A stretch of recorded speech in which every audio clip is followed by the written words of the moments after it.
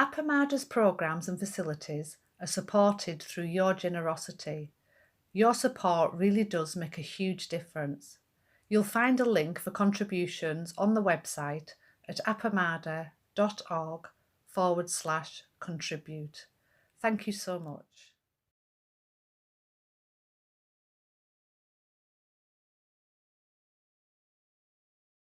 Good morning. Thank you so much for being here. This is a wonderful opportunity for me, and I'm so pleased to be able to share this with you. Let me just see. I want to share screen if I can, and I can, so that's good. Okay, very good. All right. Well, So I if want you to could present 3 cases from a new translation of the Blue Cliff Record. Just came out a few months ago. It's by a person that's practiced in many different types of Zen practice, and most recently through a Korean Zen teacher. He lives in Canada. His name is Matthew Juksan Sullivan. And he presents a new translation of the Blue Cliff Record, which is 100 cases that were compiled late in the Tang Dynasty, in some cases hundreds of years after the speakers had passed away, and have been a very important teaching vehicle for various parts of Chan and Zen lineages ever since. And one of the central texts for the Linji school, or which we know as the Rinzai school in Japanese, and extensively quoted by Dogen and used by Soto Zen teachers as well.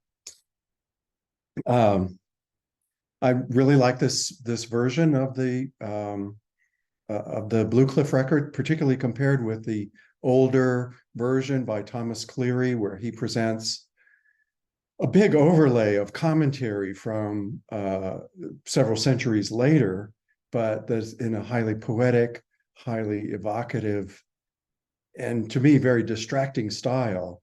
The commentaries that Thomas Cleary presents. So this is a lot simpler and therefore a lot easier for me to get into. And I think will help me to go back to the Thomas Cleary version and understand that somewhat better later on. But you can see here is a case, or actually 3 cases.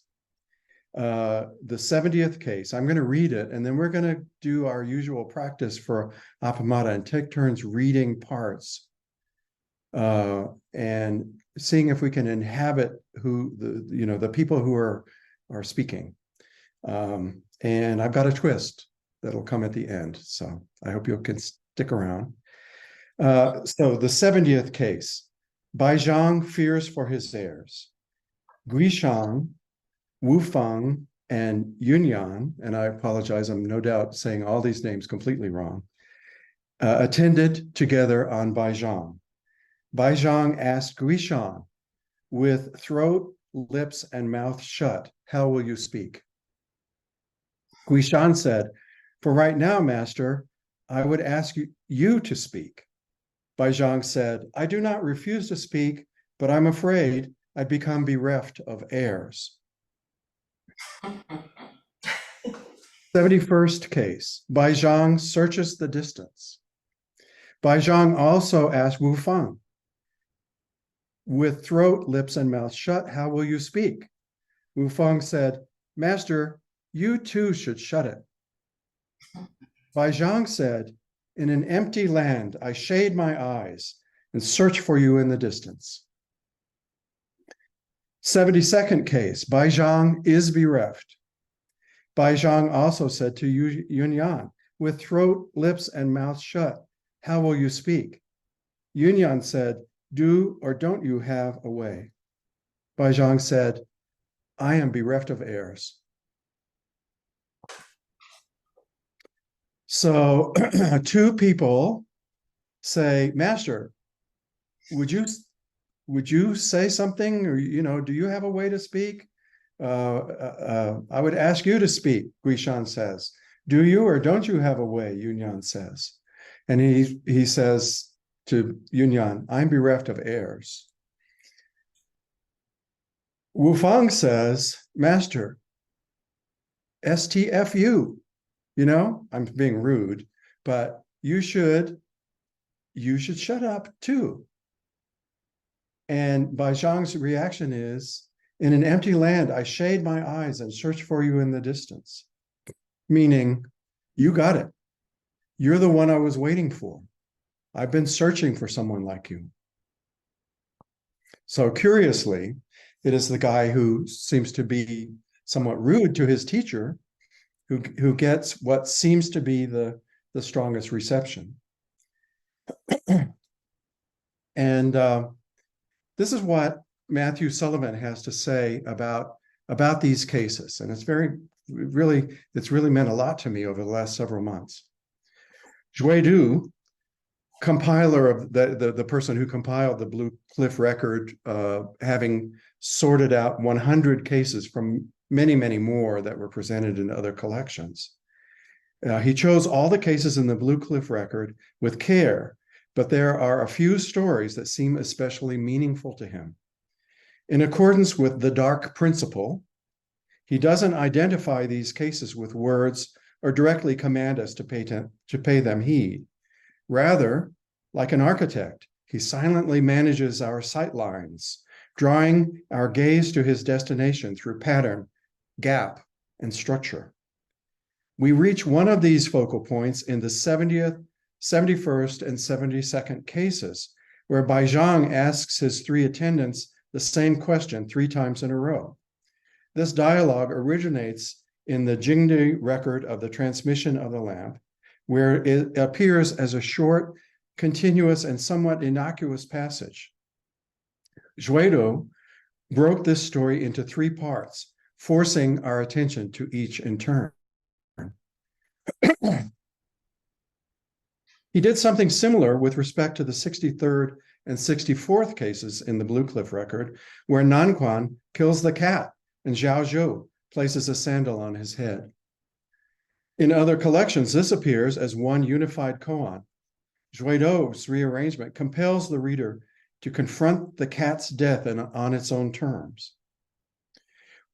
What makes the dialogue of Bai Zhang and his attendants so important, it lays bare several problems lying at the heart of Zen.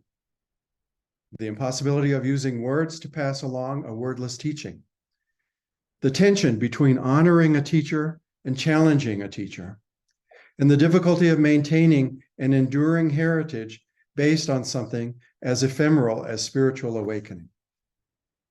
So let's see, I have to readjust my screen here so I can see as many people as possible.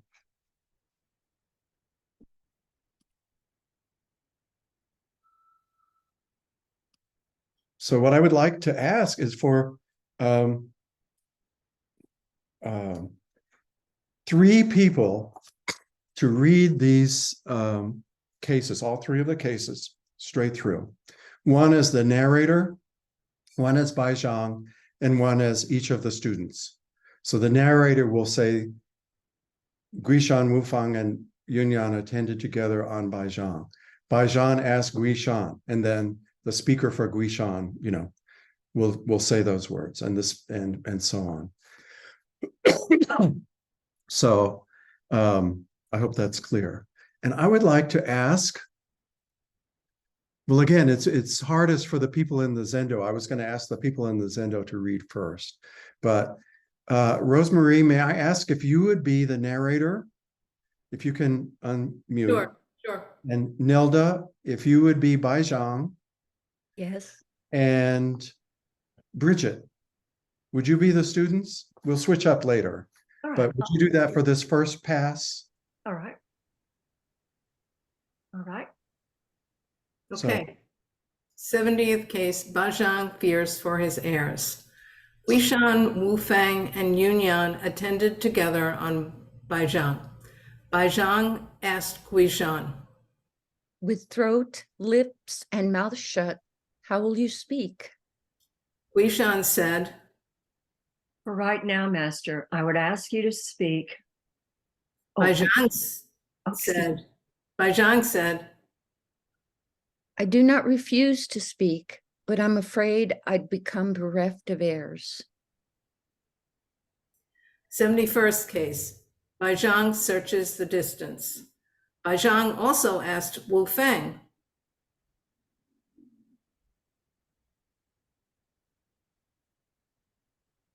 Am I Wu Feng? Yeah, yes, So you're Bai Zhang, all the. Oh, I beg response. your pardon. I beg your Yeah. pardon. Bai Zhang, With throat, lips, and mouth shut, how will you speak? Wu Feng said. Master, you too should shut it. Bai Zhang said. In an empty land, I shade my eyes and search for you in the distance. 72nd case, Bai Zhang is bereft. Bai Zhang also asked Yunyan. With throat, lips, and mouth shut, how will you speak? Yunyan said. Do or don't you have a way? Bai Zhang said. I am bereft of heirs.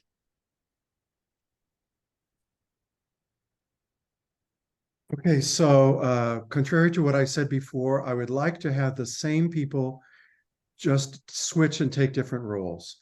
So Nelda, would you be the narrator? Rosemary, would you be Bai Zhang? No, I'm sorry. Bridget, would you be Bai Zhang? And Rosemary, would you be the 3 senior students? Reading straight through. Okay.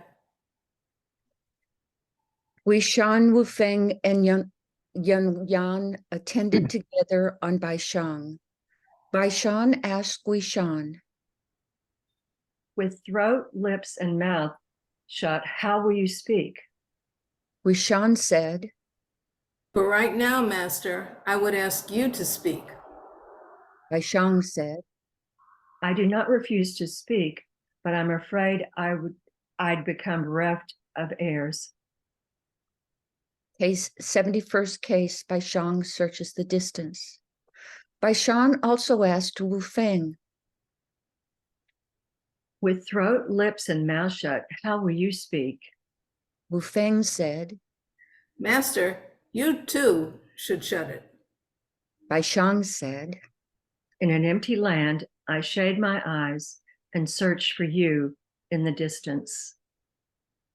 72nd case, Bai Shang is bereft. Bai Shang also asked Yunyan, With throat, lips, and mouth shut, how will you speak? Yunyan said, Do or don't you have a way? Bai Shang said, I am bereft of heirs. Thank you. That was wonderfully done. I want to ask if there's any reaction, any thoughts that have emerged from sharing this, anything that might have shifted as you heard them read in different voices, or if you were among the readers, anything that shifted for you? Well, Bridget. from the 71st to the 72nd, Guishan, is saying, I'm afraid I'd become bereft of heirs. And in the 72nd case, he said, I am bereft of heirs. So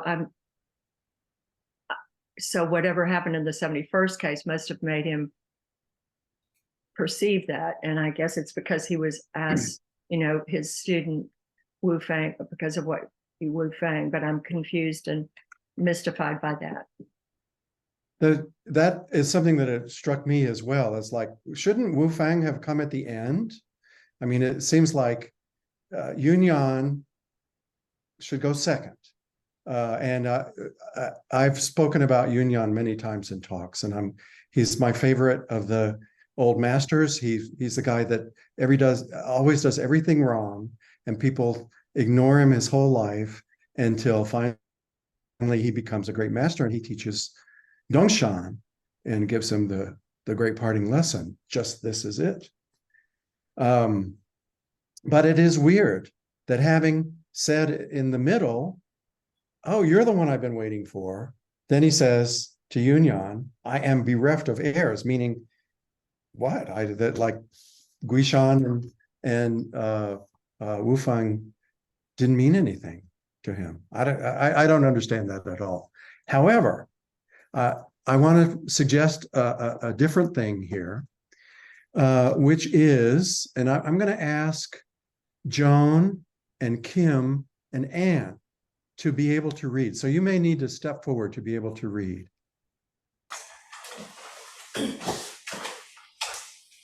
Joel, while they're Yes. stepping forward, I just wanted to throw something onto what you and Bridget were saying. And I thought, well, isn't that how life is? We get an insight and then we go back. Good point. You know, it cycles around like that. We need reminders all the time.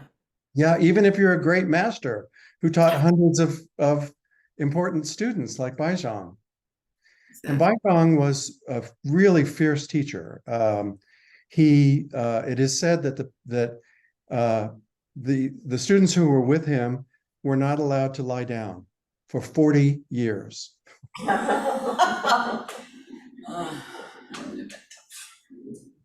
So I guess that was the extent of his teaching career. Okay, you guys. Anne, I would like you to be the narrator. Kim, I would like you to be Baizhang. And Joan, I would like you to be the senior students. And the difference is that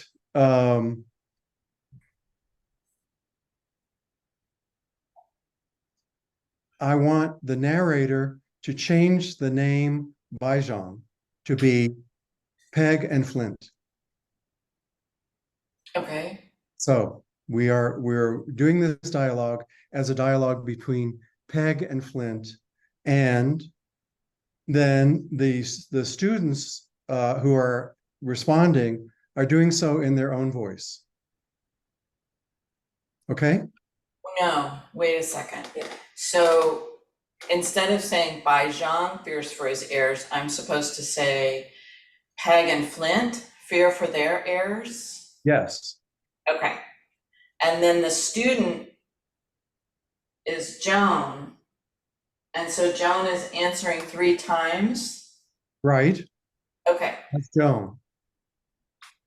I mean, Okay. you're saying these words, but you are not inhabiting an ancient person.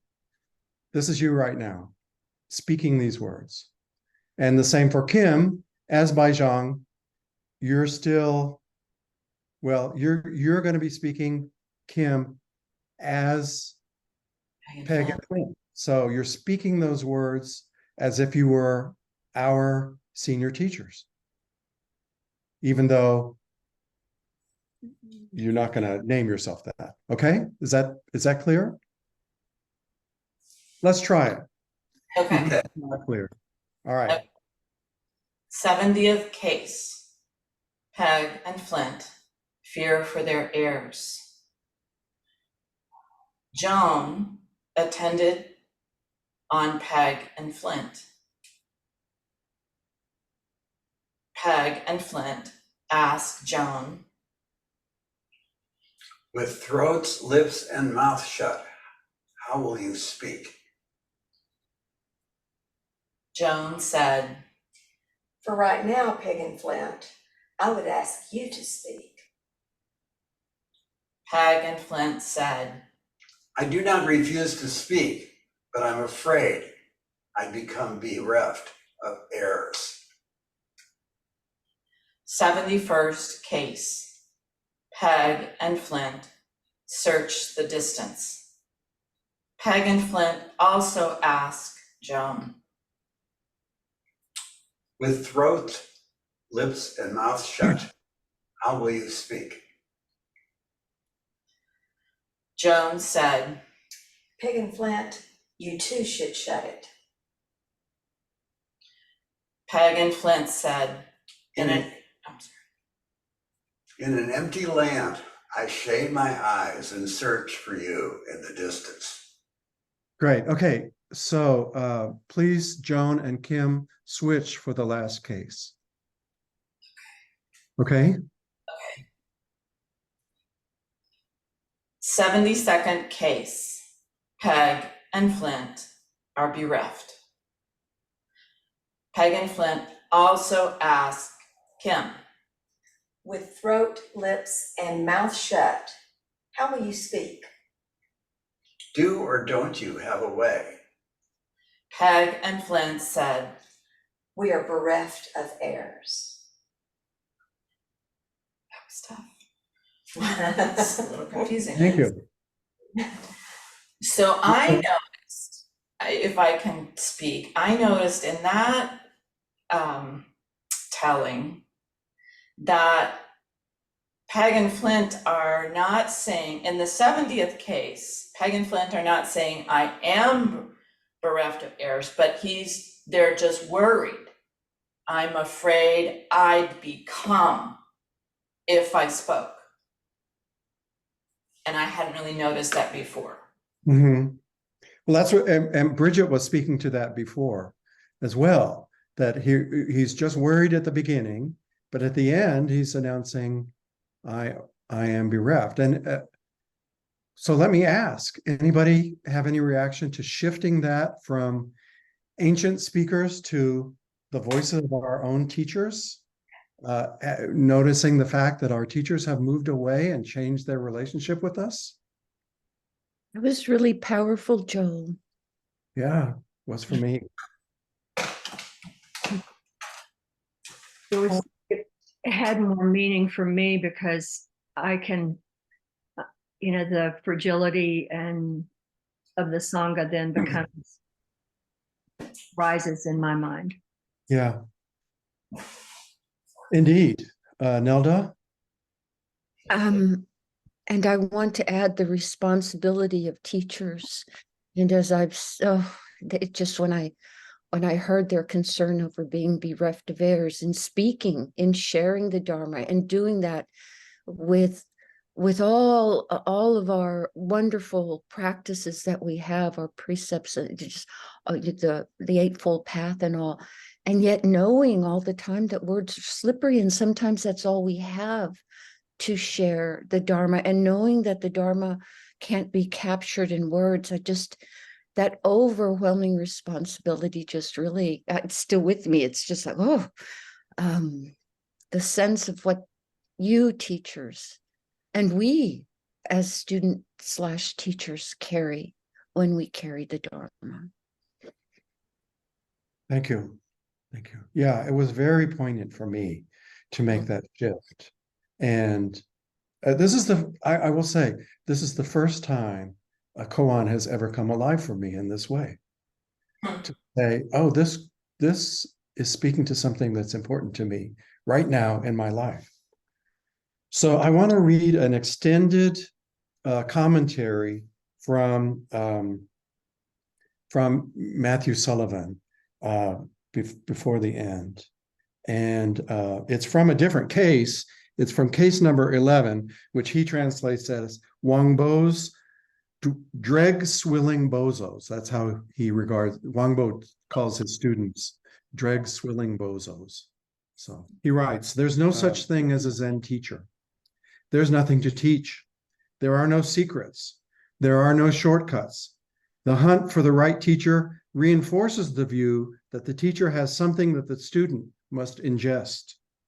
But every time a student approaches a teacher with a hungry mind, he's only sitting down to a meal of wrappers and rind.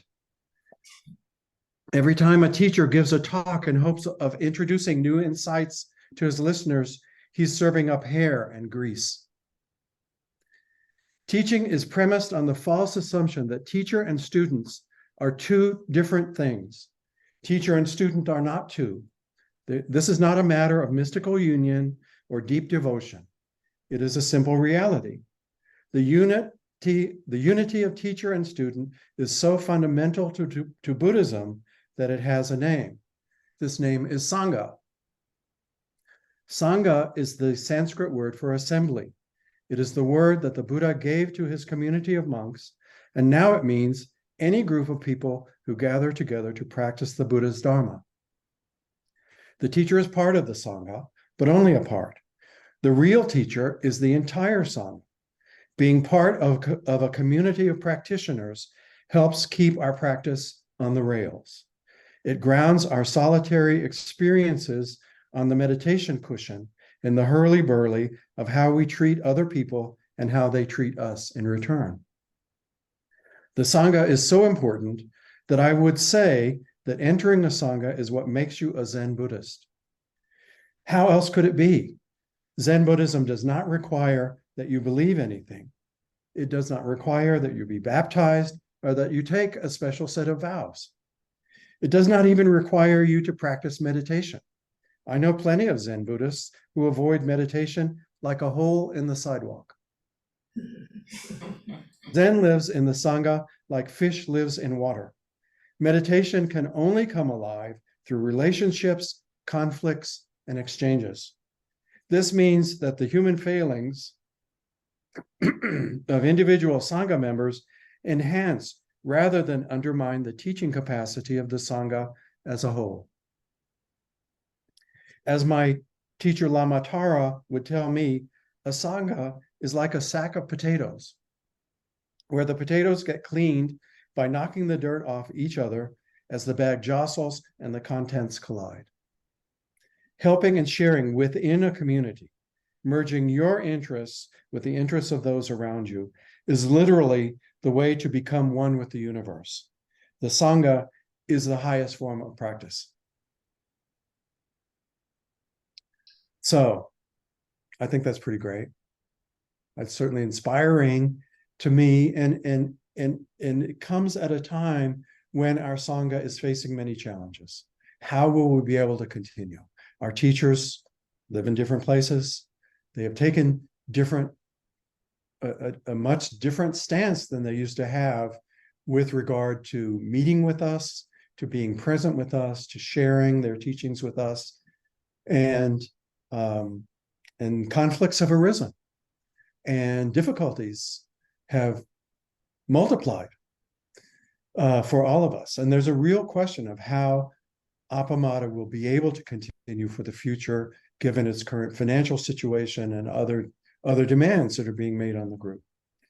And to me, it's inspiring to remember Matthew Sullivan is writing here that this is the framework where the necessary work of our own spiritual path can take shape, and would not be able to take shape as fully or as well if we were just practicing on our own. You know, that we need each other in the same way that potatoes in a bag need each other to knock the dirt off. You know, that's a wonderful metaphor, I thought.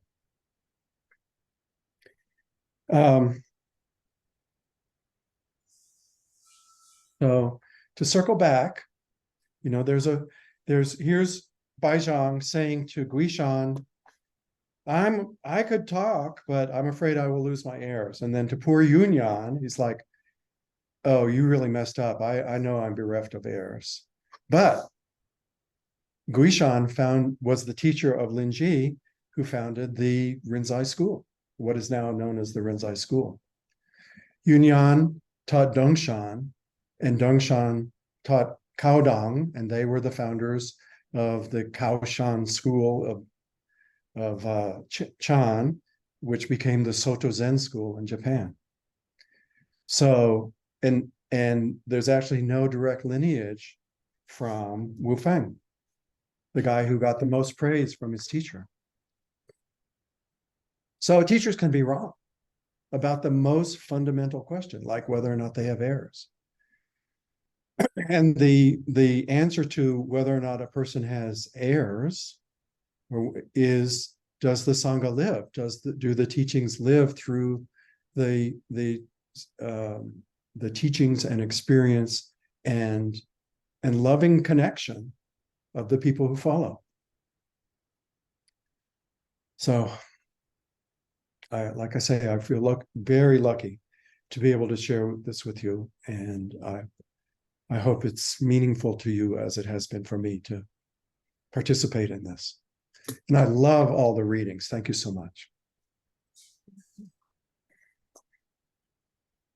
Rosemary? Joel, thank you so much. And yes, it's so relevant specifically right now to our community.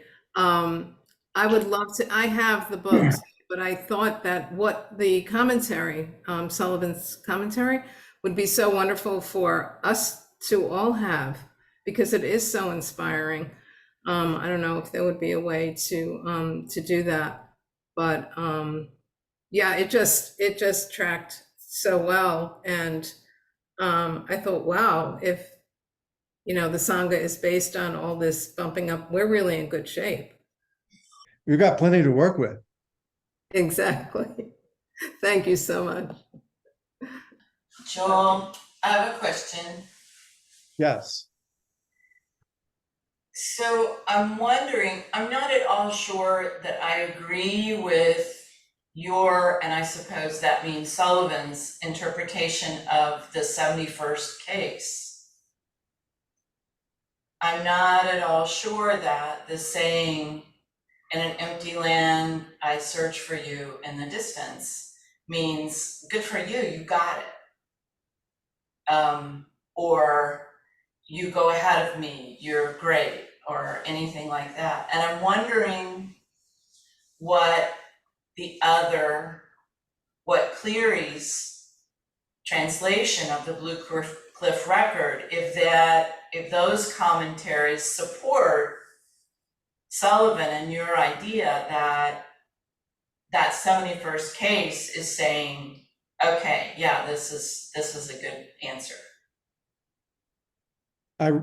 Thank you for a great question. And yes, that is Sullivan's interpretation, which I'm adopting. But when I first read it, I didn't, it was just like, here's a metaphor of somebody scanning the horizon. Is he really even answering what Wu Fang said? I don't know.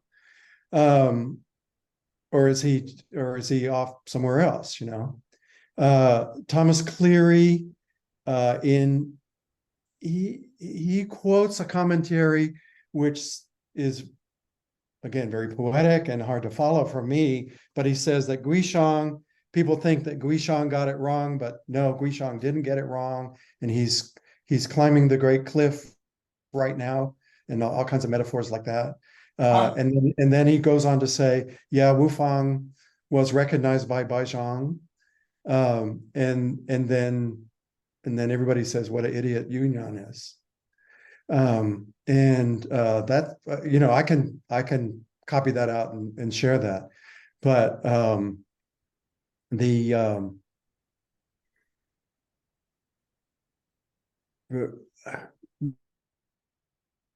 tell me how you would rephrase something that's different from what Matthew Sullivan writes. Well, I'm really impressed that the case 70, the teacher says, I'd speak, but I'd become bereft of errors. And in the 72nd case, he's saying, I am bereft of errors. To me, that indicates, okay, all three of you missed it. And if I had to say what I might take from the 71st case, the teacher's answer or response to Guishan was, I don't see this. I don't see you, I don't see anybody. I'm searching for you, but I'm not connecting. You're not connecting with me. Okay, and I pardon me for breaking in, but that's in line with my initial reaction before reading and taking as authoritative Matthew Sullivan's interpretation. So thank you for making that very important point. So I was reading I was also reading about koans in Joan Sutherland's book, In Forests of Every Color. And I can't remember, I didn't copy out the quote, but she says, and the most familiar koan is the one, what is the sound of one hand? And as in English, it has come to us as what's the sound of one hand clapping? And she says, that's a riddle. But what the sound of one hand, what is the sound of one hand is an open prairie sky. It's totally different. And I think that there's that what you're pointing to is something that I, was treating at least partially as a riddle. And that is much more open than I was pointing to. So thank you. Lynn?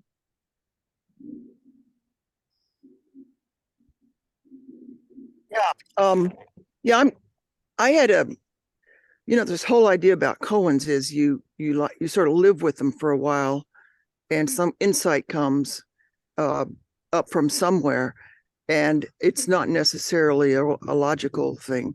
So I had an insight about the second time all three were read. Something sparked in my brain. I don't know where it came from, but I had a different thought for maybe the whole thing. I'd have to study it, but for sure the third one. And I think we have to pay attention to the question asked. The question asked in that one was, do you or don't you have a way? And he answered, I am bereft of heirs. And all of a sudden I thought, that's his way. And I'm not sure I quite can follow up on that, but that's where I started to get this insight. He's telling him, well, that's his way. I'm bereft of heirs. And I don't know if it's a comment on his heirs or not. Maybe he's thinking, that's my way. I am bereft of heirs. It has something to do with bereft of heirs, and that he's somehow living his life as if he is bereft of heirs. And that might reflect in his teaching. If you're just teaching so you can have heirs, well, that's not really insight stuff. It's like, you got to be like this and you got to be like that. So anyway, I don't know where I'm going with that, but that's just sort of the beginning. And then I also thought, I am bereft of heirs. It's I. There's no I. And then when you had Peg and Flint, we are bereft of heirs. Well, who are we? Anyway, I don't know where I'm going with all that, but sometimes I think we have to get beyond what it sounds like he's saying, except I realize this is a modern translation. And so we understand it a little better. We kind of can see that what Sullivan is trying to show us, as opposed to what we might individually get from a Koan. I'm very grateful for that. Thank you. Joan, I see your hand up.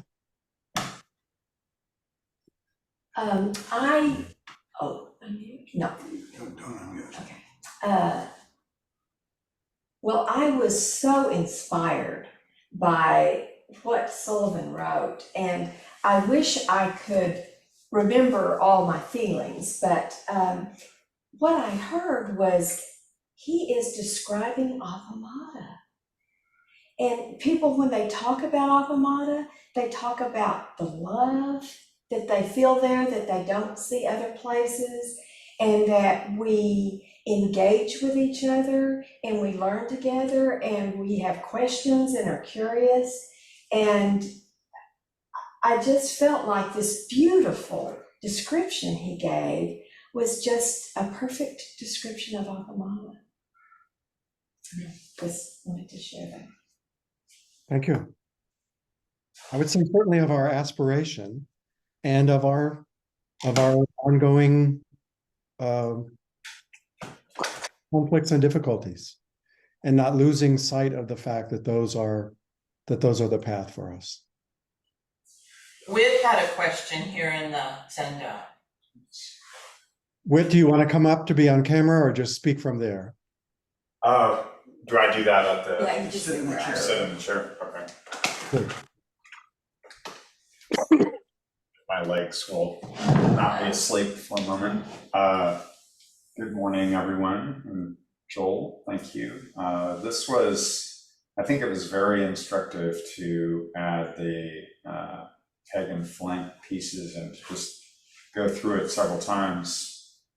And I think that at that moment I could feel this, like the word that you used was poignant, but I would say I mirrored that, and there was a feeling of sort of grief. And, the grief at that sort of separation, but also sort of a feeling of calling, a feeling of their calling, and feeling like, have I heard the call? And so that is something that I think that one of the central lines in the piece for me was the one about, if I shaved an empty land, I shaved my eyes, and I am searching for you, because there's no eyes. To me, that's sort of a parallel for there's no thought, there's no rational. This is just like a pure, not a pure, but a land of open, that other ultimate, in the ultimate, in that ultimate space. I want to search for you there.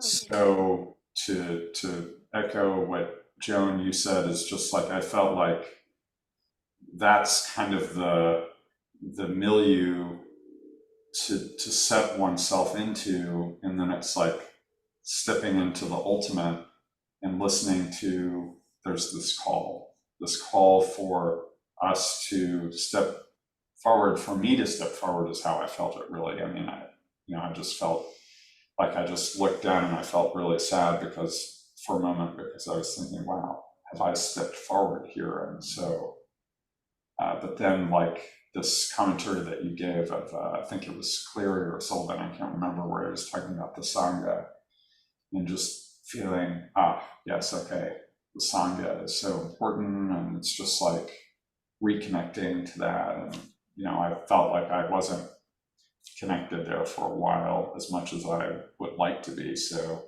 it was just a calling back, sort of like the bell is a calling back to being here, being with each other. And so thank you very much for this. I appreciate it. And that's kind of how it touched me. So Thank you, Whit. I kind of wanted to echo also what Joan said, that this was such a Appamada Dharma talk, in the sense that, to me, Appamada's mission has always been energetic care of one another. And, for me, I started Appamada at the beginning of the pandemic. So I never knew Peg or Flint. So I didn't have that attachment per se, those teachers. And it was never, it didn't really matter to me that they moved away, because I felt nourished by the teachers already there. And so, yeah, that's just what it brought up for me. And also it's funny that when you said, who knows what will happen to Appamada, especially the financial circumstances, I got that instant like fight or flight emotion. But it kind of went away after a little bit when I thought about, taking care of one another and that whole Sangha centric aspect of Appamada. That was just my reaction. Thank you.